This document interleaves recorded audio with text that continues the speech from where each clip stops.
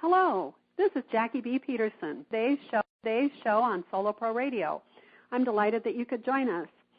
I am the author of Better, Smarter, Richer, 7 Business Principles for Encore, Solo, and Creative Entrepreneurs. And what I want to do is help solos find their way to financial independence and financial success. There's no reason as a solo not to be financially successful, but there are some things that you need to do because solo businesses are distinctly different from traditional businesses. And that's what the book Better, Smarter, Richer is about. So after you've listened to the show, why don't you go to the website for Better, Smarter, Richer and download the free ebook, sign up for our free newsletter, join the conversation on the blog, and if you're a solo trying to make your business more successful, order a copy of Better, Smarter, Richer and do the work in the workbook. It really guides you through exercises that help you think differently about what you're doing and find your way to the financial success you're looking for. So today, as our guest, I have Bonnie Moore of Golden Girls Network. Bonnie was a management consultant with a long and successful career of solving problems. When she found herself divorced and the owner of a newly remodeled home at the age of 69, she put her skills to work and, not wanting to lose the house, she started looking for roommates. What a great idea this turned out to be. Out of that experience, she founded Golden Girls Network, which helps others also find roommates and create ways to live together in shared housing. This is such a large movement in the world of retirement today that I know that we are going to learn a lot from Bonnie. Hello, Bonnie. Hi, Jackie. How are you? Good, and welcome to the show. I think we're going to have a great discussion because this is an interesting topic. But before we get going, you have a great story to tell, but talk about yourself. Tell us about your background, like where you grew up, where you went to school, and your career before Golden Girls. I was actually raised in the military. My dad was in the Air Force, and my first memories of life, we were living on a remote Air Force base on the southeast corner of England. Oh, my goodness.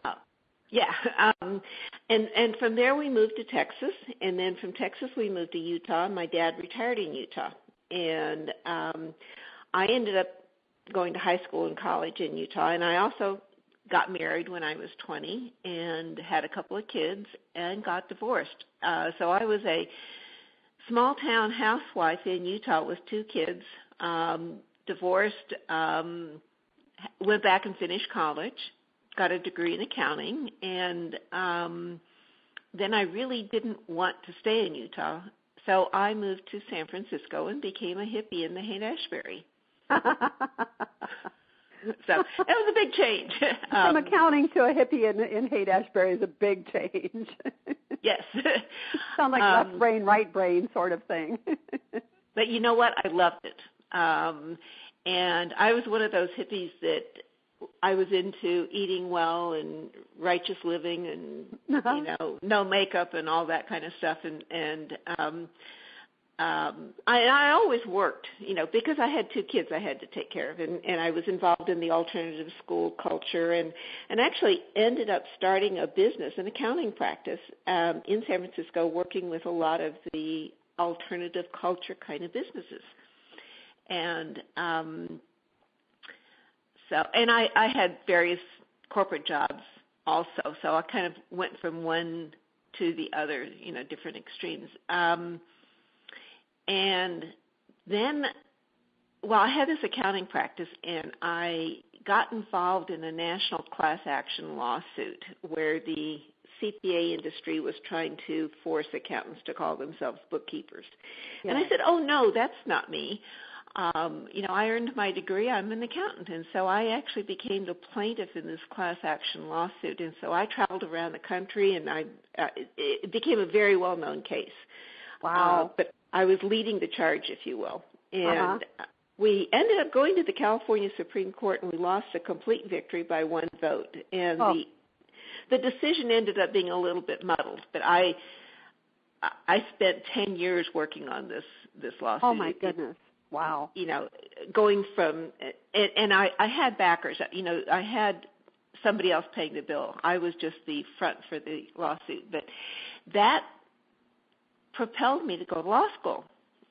Because the case was actually a First Amendment case. It was all about whether or not I could call myself an accountant or if I had to call myself a bookkeeper. And I said, I earned it. I'm going to do it, and you're not going to stop me. So, wow. I went to law school. I was 46 when I started law school, and I actually won a 3-year scholarship to law school. But I graduated when I was 50, and I passed the California bar. And, great. But then, I love this story. Well, my life up to age 50 was just sort of very ordinariness, stuff, and I really didn't accomplish much. But then I graduated from law school, and I ended up deciding to move to Washington, D.C., because and my reason for moving is because I had never been east of the Mississippi. Good reason. Yeah. So I had you were a lawyer. Why not? Why not? I had my little 2-seater sports car, and I drove cross country by myself and landed in Washington. And I didn't have anyone to stay with, and I didn't have a job, and I had, and I didn't know anyone. Someone arranged for me to stay with a friend. So that's what I did. And so I eventually, I ended up getting this job, this management consulting job, and with a CPA firm. And I ended up getting married again and ended up moving to the suburbs. So I went from being a hippie in San Francisco to the suburbs of Washington, D.C. So that's my life. So I spent 14 years as a management consultant. And so tell us about that. What kind of management consulting did you do? The firm was primarily an audit firm, but projects would come along that were, the client needed something done. So I did everything. Our clients were government agencies primarily, and so I wrote policy and procedure manuals. I managed some big projects for the DC school system. I had several projects where there was a huge financial mess and I had to go clean it up. Just all kinds of things. My boss called me the cleanup hitter. So, and I became kind of an expert in a couple of areas that nobody wanted to touch, and so people started coming to me with this particular issue, and I said, "Oh, sure, I can do that," and I knew nothing about it, but I figured it out. Sounds very entrepreneurial to me, Bonnie. Well, I think I am an entrepreneur at heart. Yeah. I mean, even though you were within a big firm, you were willing to take on, new things and new challenges and find new ways to make things happen. And it sounds to me like you always said, instead of asking why, you asked, well, why not? Sure, I can do that. Yeah. That's very entrepreneurial. Uh-huh. Yeah. So you were getting yourself ready, to start a whole new business. So you finished your management consulting career, I take it, or and then what happened before that led you to starting Golden Girls? Well, actually, that marriage did not last. We ended up buying a very nice 5-bedroom house and put a lot of money into remodeling it right about the time that the recession hit and right about the time that we split up. And so I ended up with the house. And I had just remodeled it. I loved the house and didn't want to lose it. I had to decide what to do. So I decided to start looking for roommates. And that's how it started, is I started looking for roommates. I found friends. After a couple of years, we were sitting around one night talking about how people kept asking us, well, what's it like to live with a bunch of women? That's my question.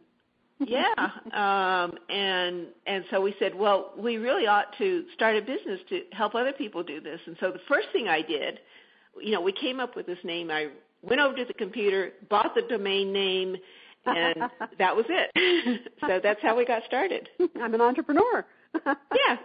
So I actually, it's been a couple of years. I tried a couple of things that didn't work, and the country just wasn't quite ready for the idea anyway, but I just kind of hung in there with it, and there were a few times when I got very discouraged, and then something would come along and say to me, no, you have to keep doing this. And so I finally rewrote the business plan and came up with something that is working. That's fantastic. So I want to talk a lot about this. And, of course, my first question is the one you say people ask you all the time. How do you find the experience of living together with others in shared housing? How has it been for you? Well, it has its ups and downs. What I always say is the best part is coming home and having somebody say, well, how was your day? Or you gather in the kitchen over a cup of coffee and you're just talking. You have someone to talk to. More, and to me, that's the best part of it. And sometimes you do things together, and sometimes, somebody moves away for some reason, but you stay in touch. And so I've developed some friendships, even though, people are no longer here, which makes it nice. And we all have that common thing of we are single adult women, and we're finding a niche for ourselves.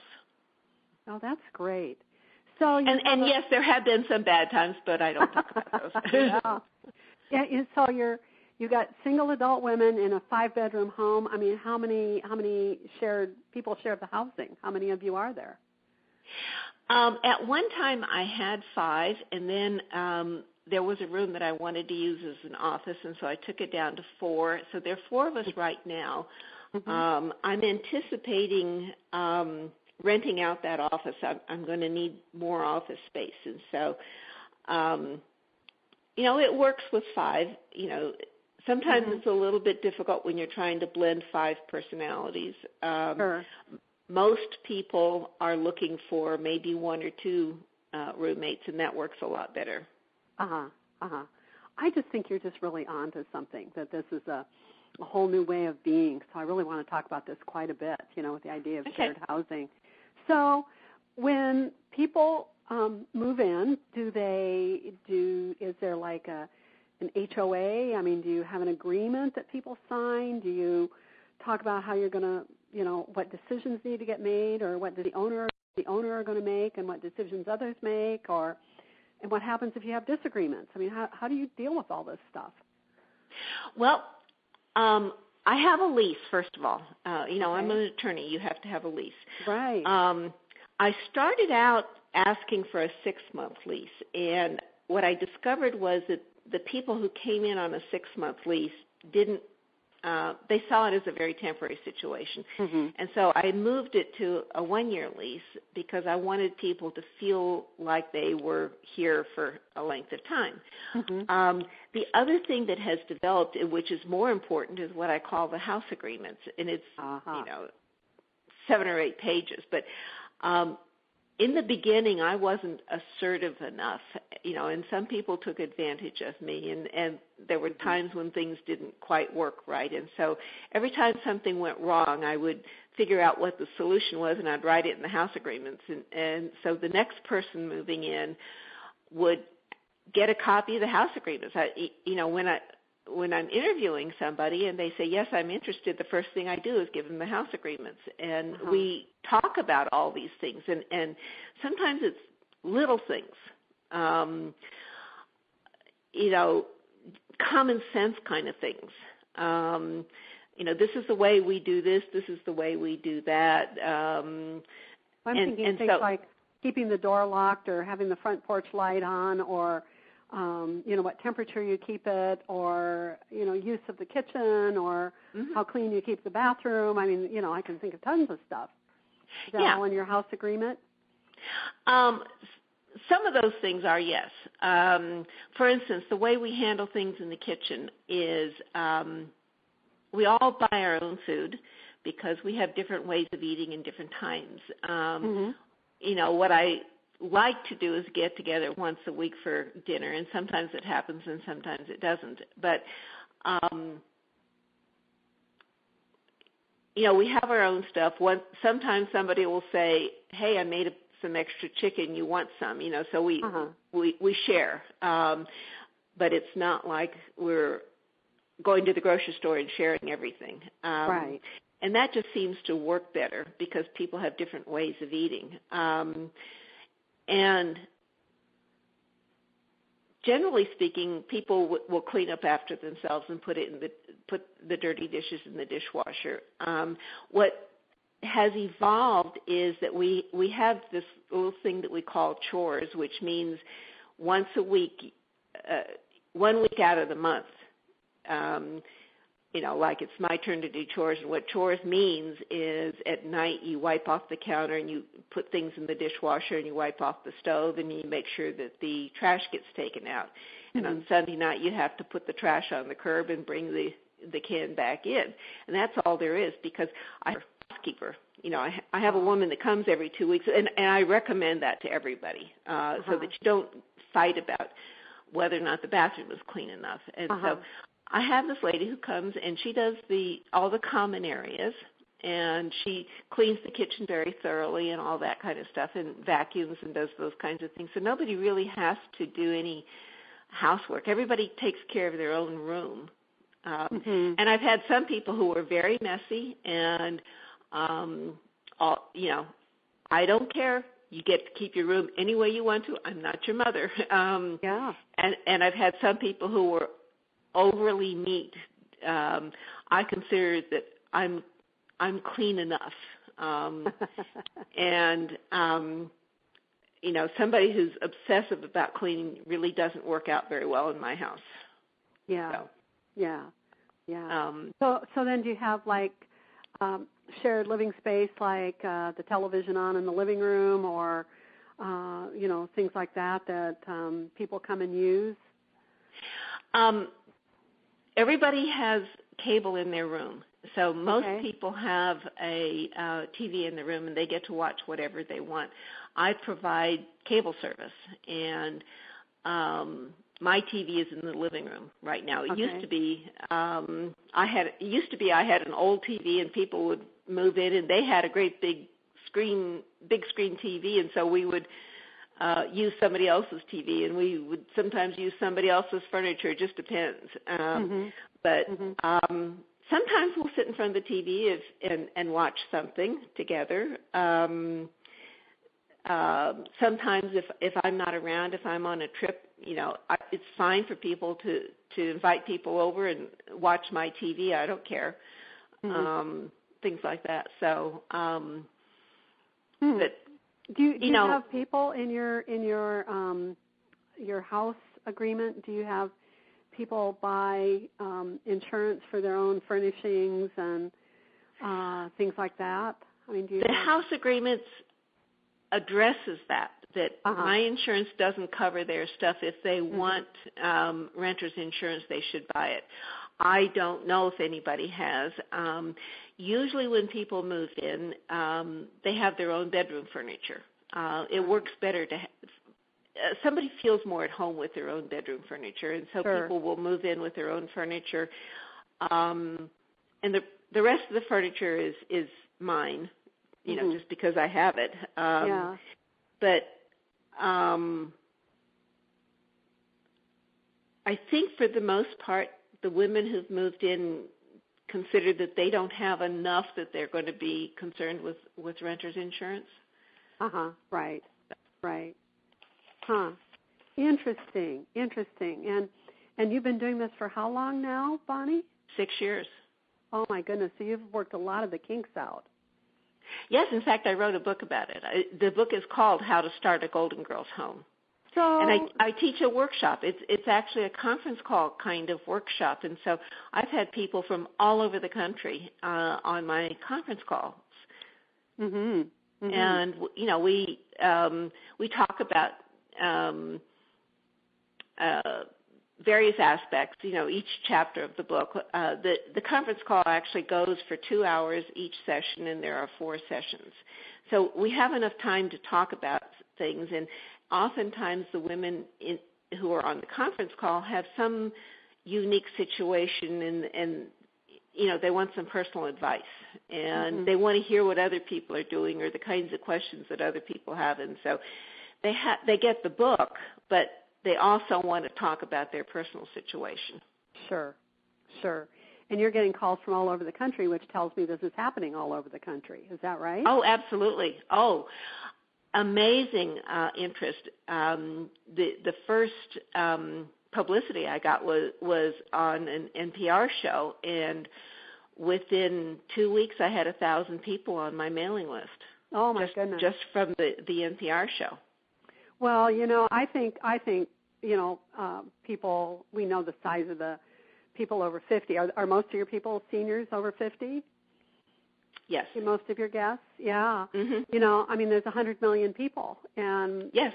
The housing, how housing is going to be handled for them, people don't know. And I think what you're doing with shared housing is one of the things that's going to happen. We're going to see it grow. Yeah. So you're really at the beginning of a trend here. Yeah, it's fun. It's fun, and people are very curious, and it's the kind of thing you don't think about it until you hear about it, and you say, well, of course that's a reasonable thing to do. Yeah. So I'm actually developing a kind of a specialty thing that I'm calling the Home Companion Project, which is where we look at people who are over 70 and they're living in their home by themselves and they're not really comfortable with it, and they're starting to have a hard time changing light bulbs and doing this and doing that. And there is some fear of living by yourself. And so what I'm going to do is I'm going to find women who are younger, 55 to 70, and these are women who probably don't have enough money to retire.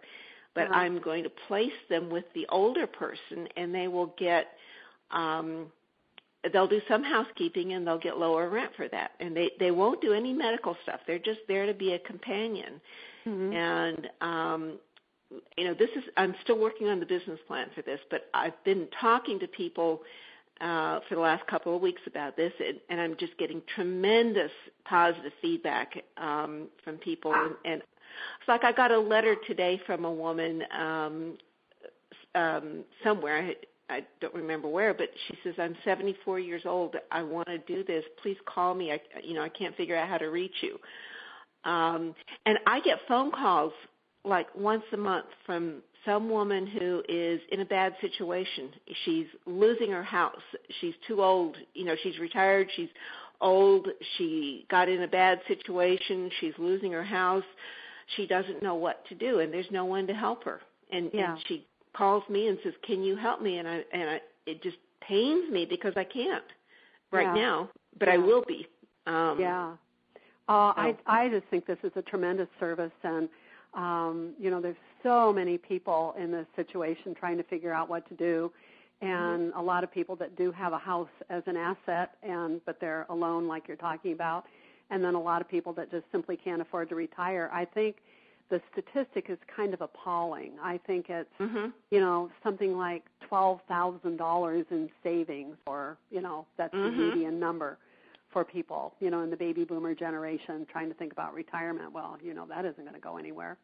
And, so one of the things to deal with is, what can I do for my housing? I think you're really onto something here, Bonnie, that is very important. Well, it's fun too. Yeah. It's got to be fun. It's got to be fun. So when you go through some of this shared housing, do you make any attempt at matching personalities, or does that just fall by the wayside and people kind of come at it as they, as they interview you, let's say? Do they try to say, oh, I could get along with these people or not? Or, are there disagreements over things like that because maybe they're just the wrong fit? Or doesn't that come up? Sometimes it is the wrong fit. Sometimes it, I've had situations where it was the wrong fit. Mm-hmm. I don't try to match. The idea of Golden Girls Network is it's a database, and you can register as a homeowner or you can register as a roommate, and you can search just like Match.com. So you put your information in, you say you're looking for a roommate, and the program will say, well, we have 27 people registered in your state, and here's who they are. And you get to look at the profiles and decide somebody that you might like to contact, and then you contact them and set up the process and go through the interview process. In my book, I talk about the interview process, and I've got a list of questions to ask, and I've got a list of things that you need to think about when you're selecting a roommate. And so I let people choose their own roommate. You know, I might see a couple of people and say, oh, you know, you might be the great person for this person, but I'm not doing the matching because I think people need to do that themselves. They need to be part of the process. And putting my lawyer hat on, there's a liability there. If I were to match two people and something bad happened, there would be a liability. So I'm not going to do that. Yeah, that they'd come back at you. Yeah. Oh yeah. At your house. So, so what if someone's interested in shared housing? What are the things as either the house owner or as the renter? I mean, that's two questions, I guess. What are some of the things they should look out for? Well, I have a whole chapter on that, and I call these deal breakers. Okay. And so, and it all depends on the individual person, because what might be a deal breaker for me might not be a deal breaker for you. And so the kinds of things that we talk about, pets, smoking, firearms. You know, I'm not going to let somebody move in who wants to have a gun.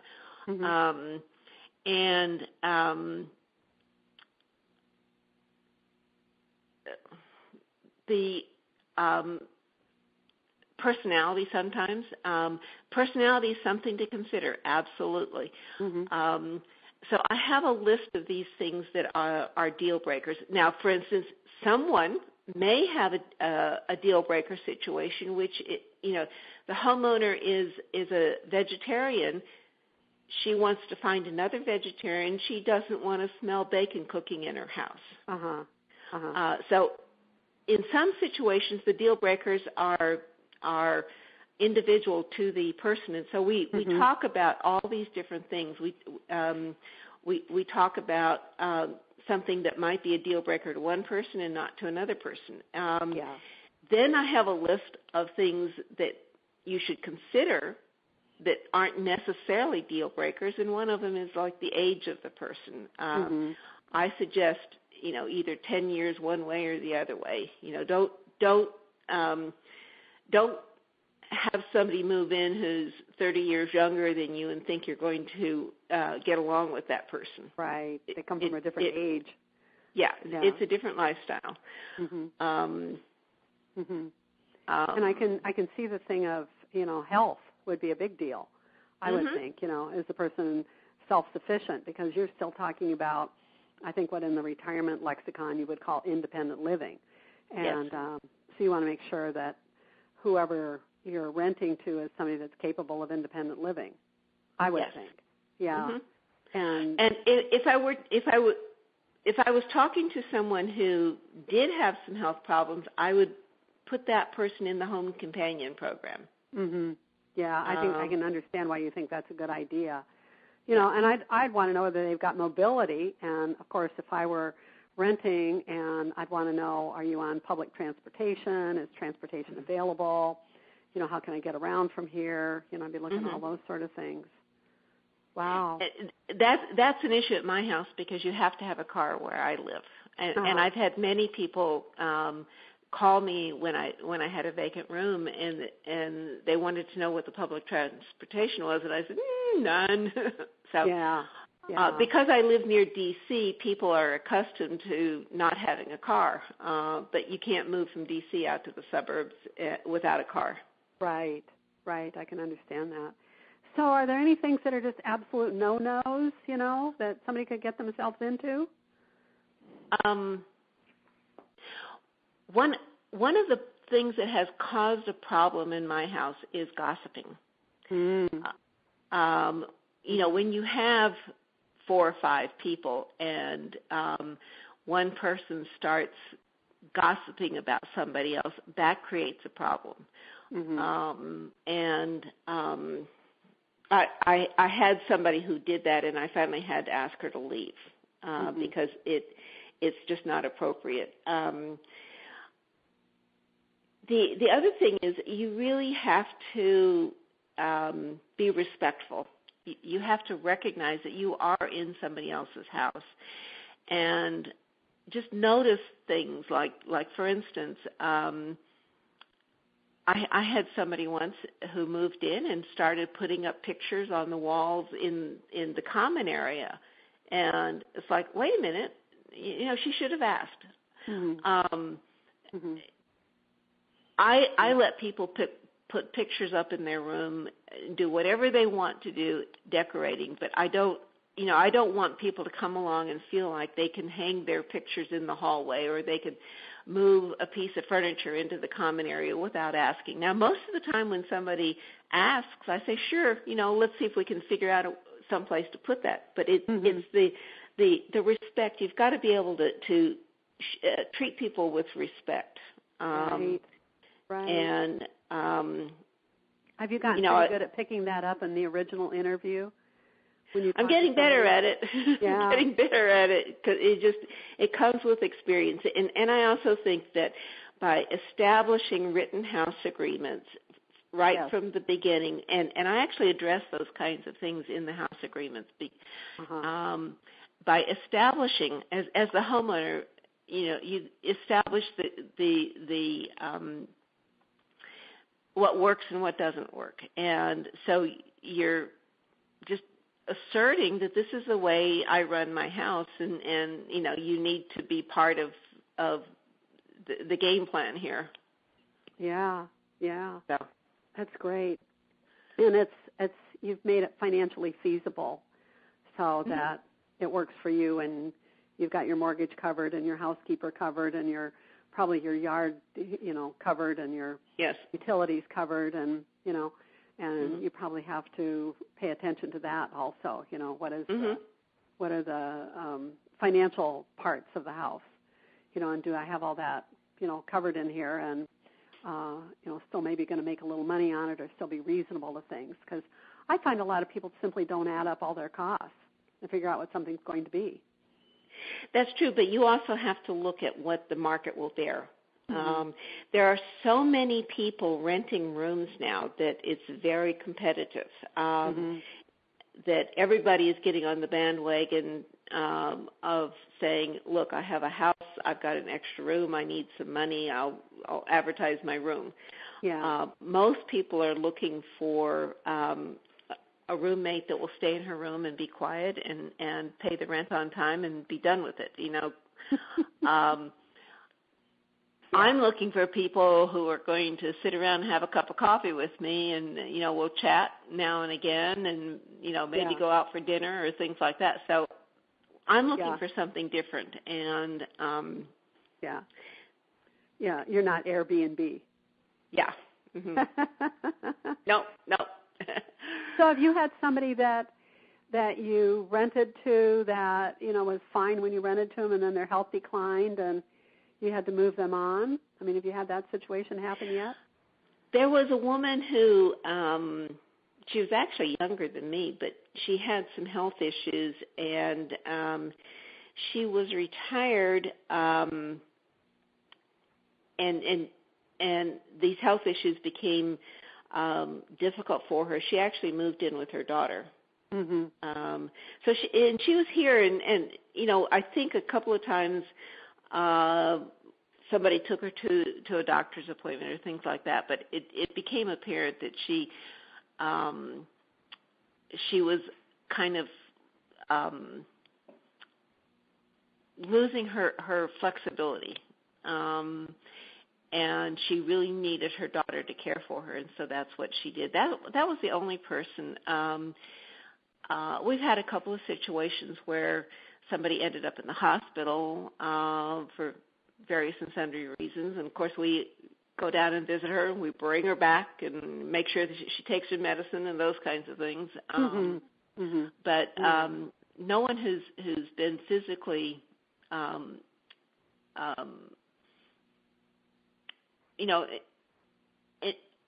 one with a permanent physical disability. Yeah.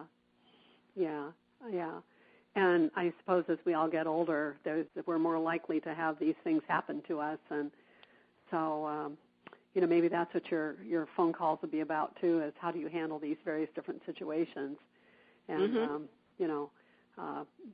this is what I did here, this is what I did here, who are the resources in my state, blah blah blah. Yes. So, did you have to remodel your house? I'm thinking, does each set of rooms have its own bathroom? I didn't do any remodeling. I have 5 bedrooms and 3 bathrooms. So 2 of the rooms have a private bath, and then 3 rooms share a bathroom. And we've never had any issue with sharing the bathroom. It's a large bathroom. There's plenty of storage, things like that. What I did do, and what I like to suggest to people, is I went through and painted the house, bought some new curtains. I had to get new shower heads and things like, I had to pretty things up a little bit. So I did that 6 years ago when I first started, and then last summer. So I like to kind of paint every 5 years or so. So last summer, I repainted the whole house and got some new carpeting. So that's about all I've had to do. I do talk to people about the idea of having a private bathroom for somebody. Everybody loves the private bathroom idea. So if there is a way to set things up so that a roommate can have a private bathroom, you can get more money for it. Yeah. I can see that, just because there's a sense of freedom in that. I don't have to pick up every pair of shoes or, make sure my underwear is always off the floor or, worry about it, whatever those things are. That would be very nice, instead of having to share a bathroom or worry about somebody that left their hair in the shower. Yeah. I don't know how they are about all that stuff. Yeah. It has always worked out. And when we do have a shared bathroom, I always have the housekeeper clean the bathroom every 2 weeks, so that we're not, so that it stays clean. Yeah. So. Every 2 weeks, you're kind of tidy, I would say. That's kind of nice. Yeah. It's nice to have that housekeeper. I got to tell you that if I had to cut back on expenses, that would be the very last thing that would go. Oh, I believe that. Yeah. So do you think that, are you finding there's shared housing resources kind of all over the country at this point? I'm on the West Coast. Are there people out here doing this as well? Oh, yes. I have a lot of interest in California, particularly because rents are so high. Everybody's looking for a shared situation. The big cities in particular. So, the movement is all over the place. I'm actually setting up what I call affiliates. I'm setting up a situation in each state where I have someone who represents Golden Girls Network and goes around and makes presentations and talks to people and conducts the workshops. I've got 2 people set up right now, or I've identified 2 people. We're actually going to kick this off in September, and so I'm going to be training people, and then they get paid based upon the sign-ups in their state. And and these are people that are interested in promoting shared housing in various and sundry ways. They love the idea, and they want to be part of it. So because I can't do it myself, so and the other thing that I have found is that it's really important to have somebody local. Someone who can go to networking groups and talk about shared housing and answer questions and teach workshops and actually be boots on the ground. I'm doing a lot of networking here in D.C. and I run into so many people who are very interested, but they always have questions and they want to tell me their story, and I love hearing their stories, and they want to tell me the kind of person they're looking for, and that kind of conversation. Say, I just met Martha. I can match you with her right now. So that personal contact is really important in helping someone decide that they want to do this, and so that's what I'm doing next. Is I'm looking for people who want to have a territory and go around and do presentations and talk to various aging groups, and the other thing that I would like for them to do is have like a monthly meeting of women who are living in shared housing. Just so that they can talk about it. And, sometimes they can get together and do Thanksgiving and, who knows what. Are we talking about it being, the Golden Girls, are there people that are doing this with men? We allow men to register. Initially I was doing this just for women, and I had some men say to me, well, look, if my wife died, I'd really want to move into a house with somebody and live like that. And so I realized that we can allow men because there's some women who would like to have a man roommate. They feel safer. They don't want to be married to him, but they'd like to have him around.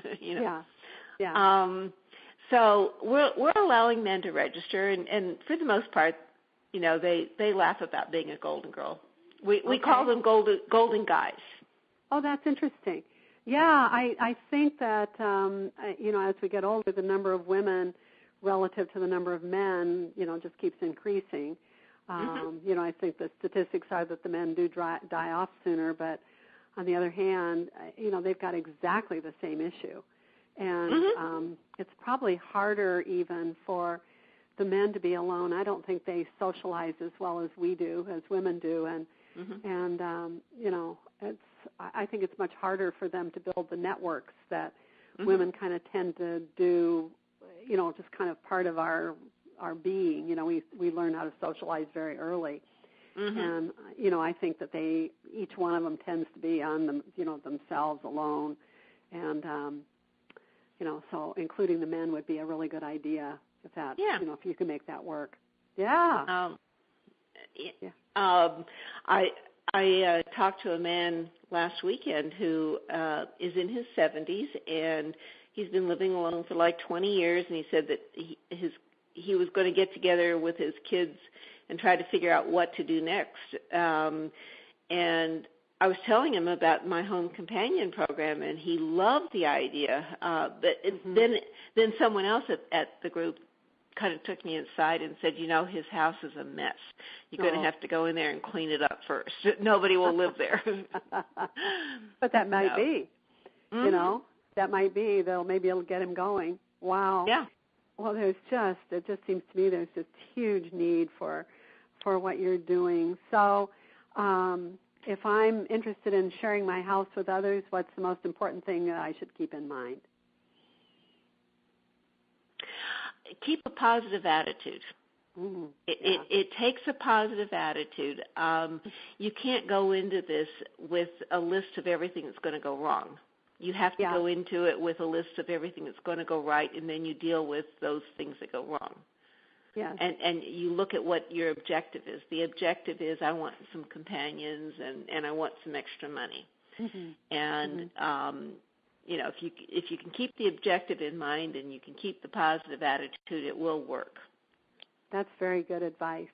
That's really good advice. Sometimes we lose sight of the forest for the trees sort of thing. Yeah, and look at it negatively. As I say, I think you're really on to something, Bonnie, and that this is a a huge, wonderful opportunity. Do you find that most of the renters are, again, in their 50s or more? I mean, is that the usual profile of somebody that's renting? The women I've had, yes. A woman who moved in January was 51.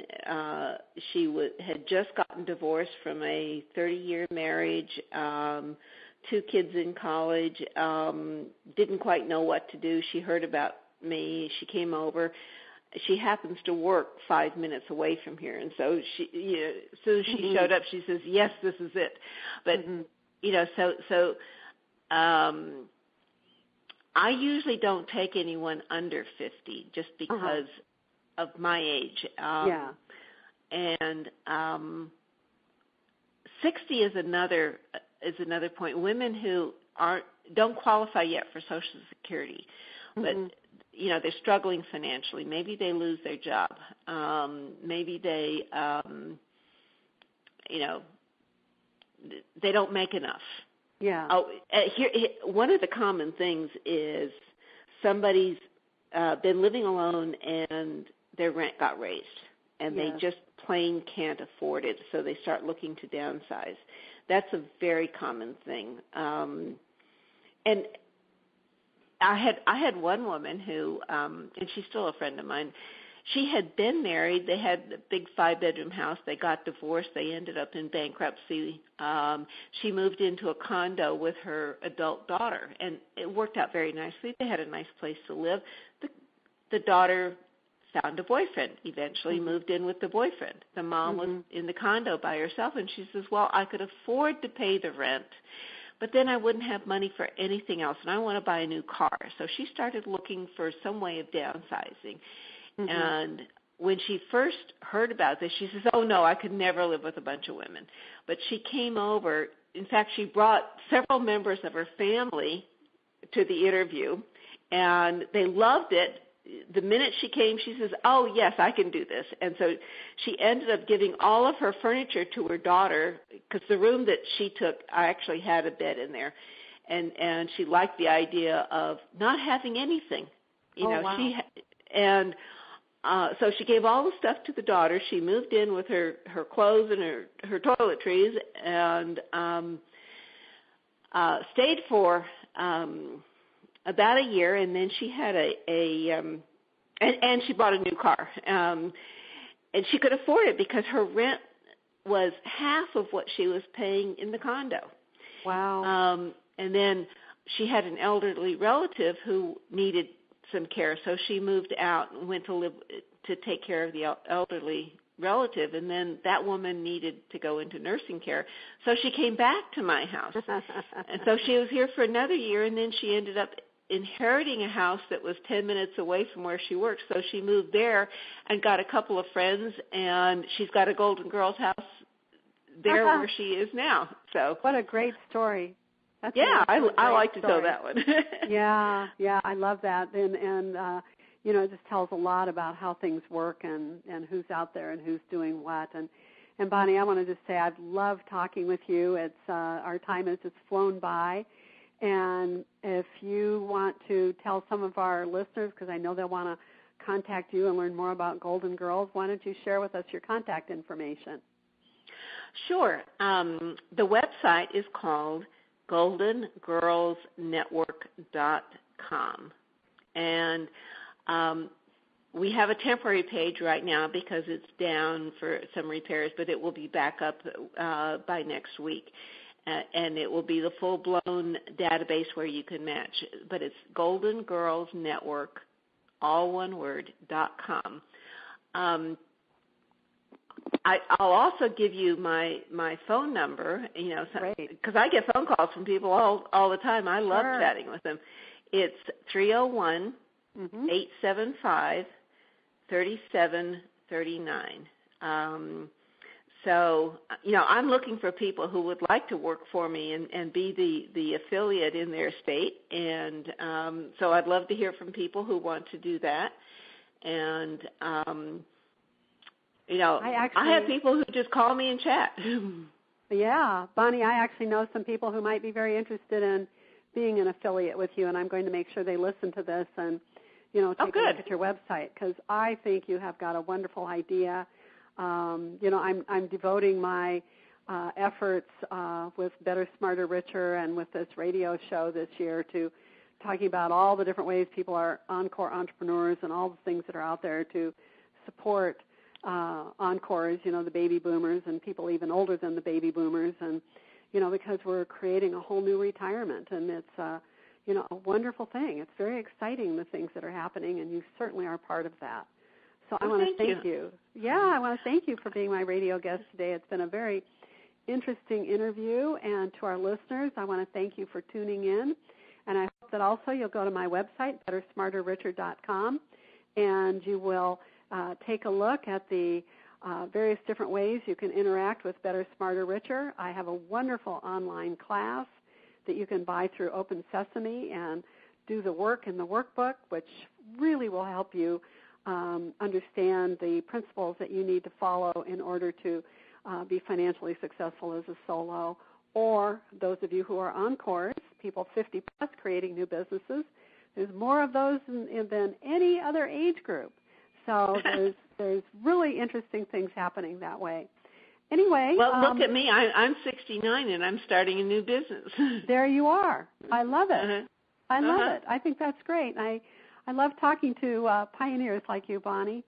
And listeners, so I hope you will not only go to the website, but you will tune into this show next week. We've had a great conversation with Bonnie, and tune into her website. So goodbye. Goodbye. Nice talking to you. Yes.